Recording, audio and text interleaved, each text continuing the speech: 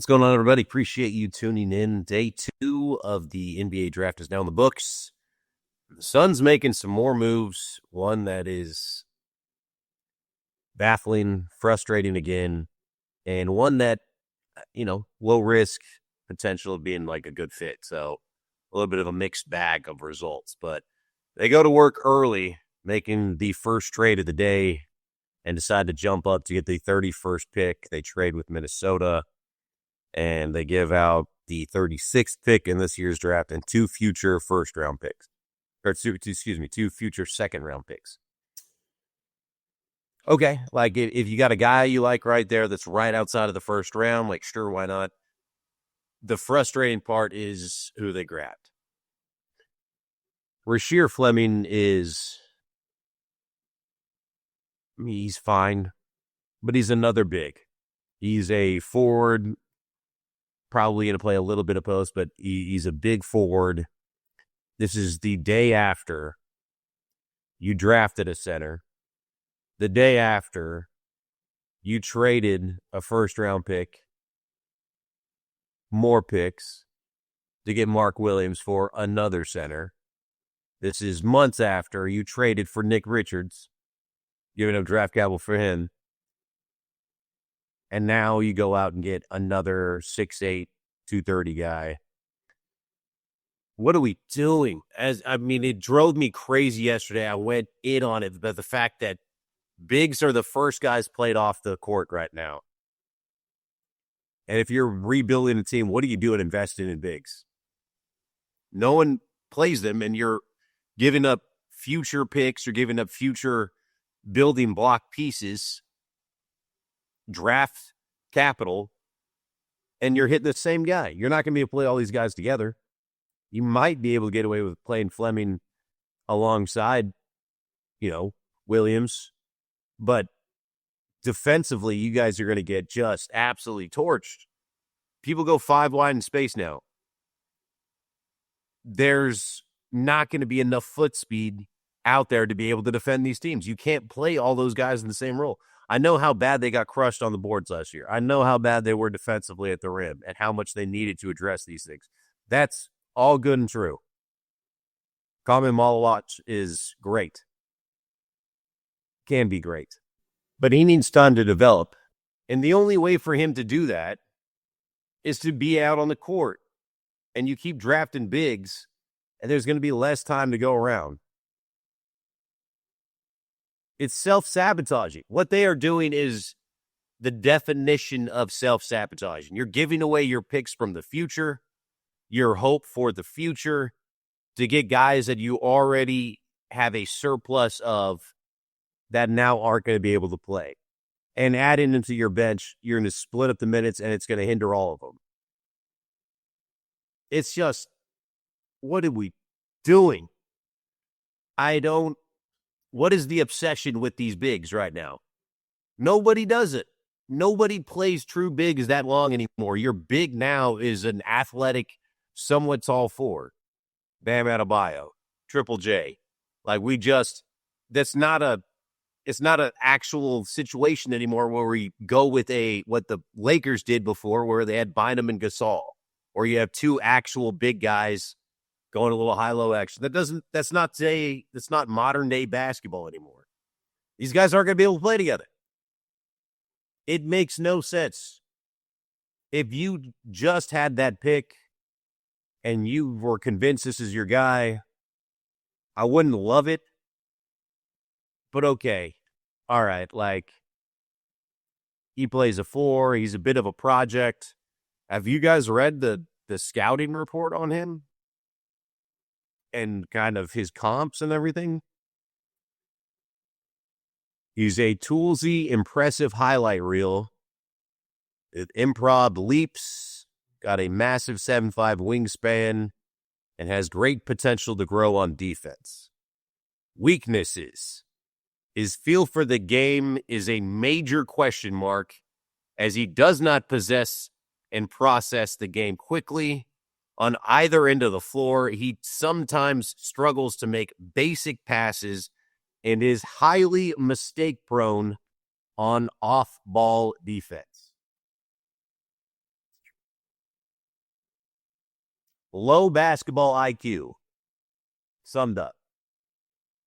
Good athlete, low basketball IQ.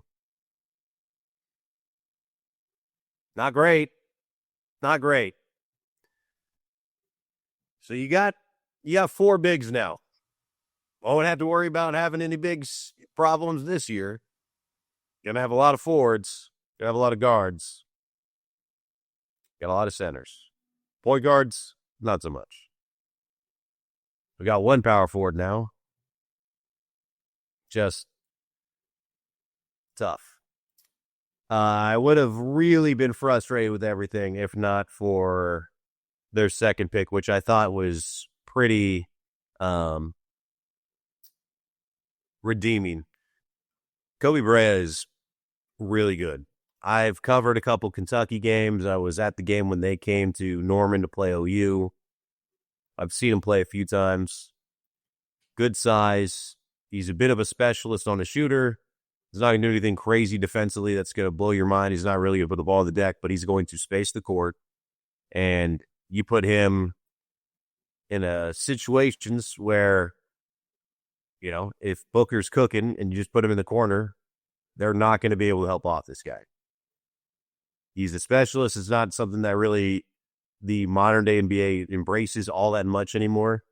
They're always looking for these two-way guys, these guys that are 3-and-D. But he's got good size, and he can shoot it.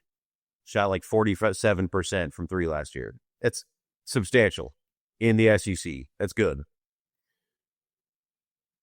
Got to work on some things. Got to get better defensively. But got the size and has the tools that he can be a guy that can help out a little bit. So I actually really like that pick.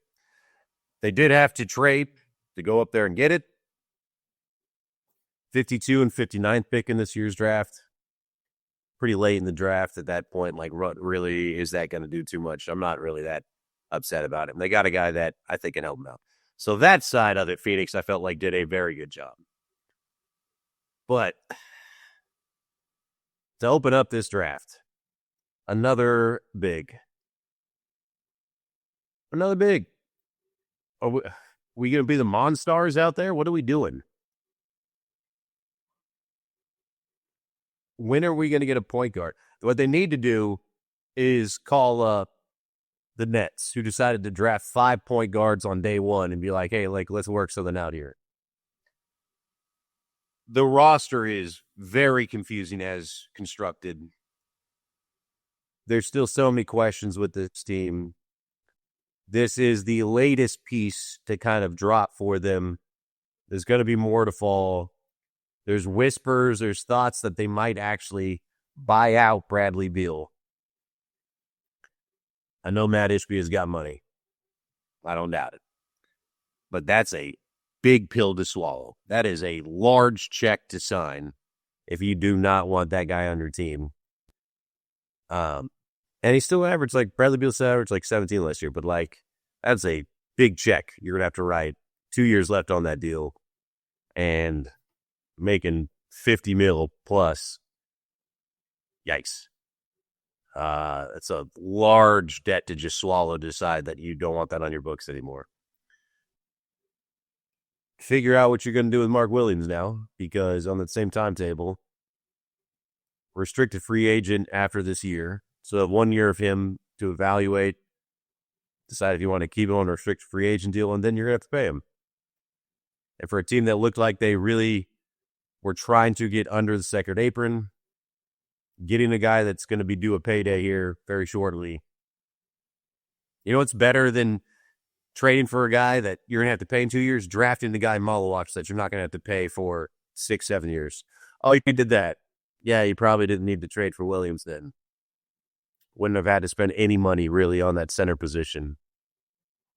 Plus, Malawach would have played and gotten experience, and he's going to need that considering he's raw. Man, you shouldn't trade for another big later. Oh, you did that too. I don't know what the Suns are doing.